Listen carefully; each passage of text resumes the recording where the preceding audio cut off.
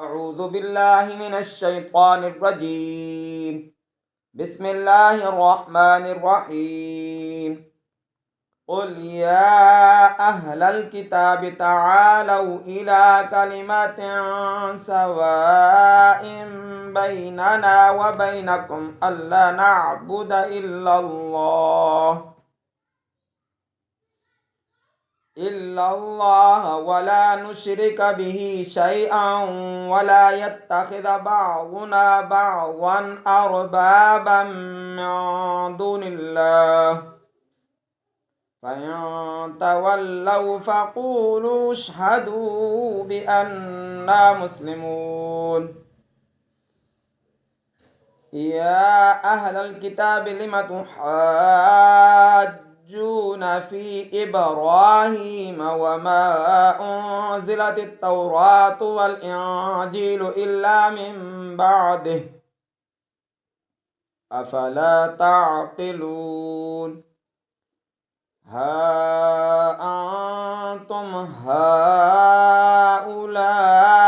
حاججتم فيما لكم به علم فلم تحاجون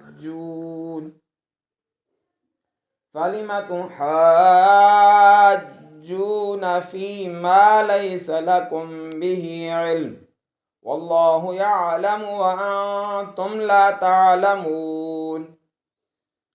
ما كان إبراهيم يهوديا ولا نصرانيا ولكن كان حنيفا مسلما وما كان من المشركين.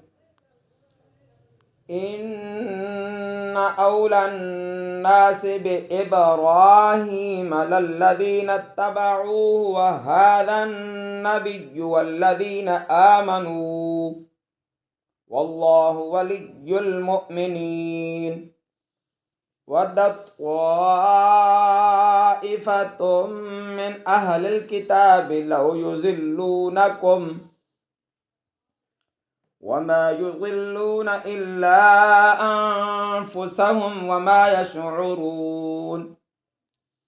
يا أهل الكتاب لم تكفرون بآيات الله وأنتم تشهدون.